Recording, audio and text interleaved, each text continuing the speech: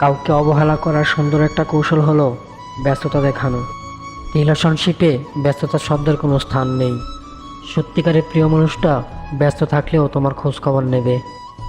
কি করছো, কেমন আছো, খাবার খেয়েছো কিনা, তোমার শরীর সুস্থ আছে কিনা ইত্যাদি। কিন্তু প্রিয় মানুষ সেজে থাকা মানুষটা অবসর পেলেও তোমার কাছে সে ব্যস্ততা দেখাবে। কেউ যদি বলে কথা বলার সময় পায়নি, তাহলে সেটা বিশ্বাস করো না, সময় ঠিকই পেয়েছিল, কিন্তু মানুষটা তোমার জন্য সময় ব্যয় করতে চায়নি। সোজা কথা হলো, মানুষ শুধুমাত্র সেই জিনিসটার জন্যই সময় ব্যয় করে যেটা বেশি ইম্পর্ট্যান্ট। এটা প্রায়োরিটির উপর নির্ভর করে। কেউ যখন তোমাকে বলে আমি খুব ব্যস্ত ছিলাম, একটুও সময় পাইনি, তাহলে বুঝে নিবা সেই মানুষটার কাছে তুমি এখন আর ইম্পর্ট্যান্ট কেউ নও, যার জন্য সে সময় ব্যয় করবে। ব্যস্ততা বলতে আসলে কিছুই নেই।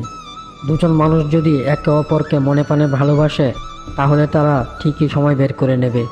একটুখানি কথা বলার জন্য মনটা অবশ্যই আনচান করবে, একটুখানি কথা বলার জন্য বেকুল হয়ে পড়বে। তোমার সাথে কথা বলতে না পারলে রাগ দেখাবে, তোমার কণ্ঠ শোনার সাথে সাথে তার রাগটা পানি হয়ে যাবে। আসলে যে মানুষটা তোমায় একটুও সময় দেয় না, সে একদিন তোমাকে ছেড়ে চলে যাবেই। সে সময়টা আসার আগেই তুমি নিজ থেকে সরে যাও। কেউ তোমার মূল্য বুঝবে না যদি তুমি নিজে তোমার মূল্য না বুঝো।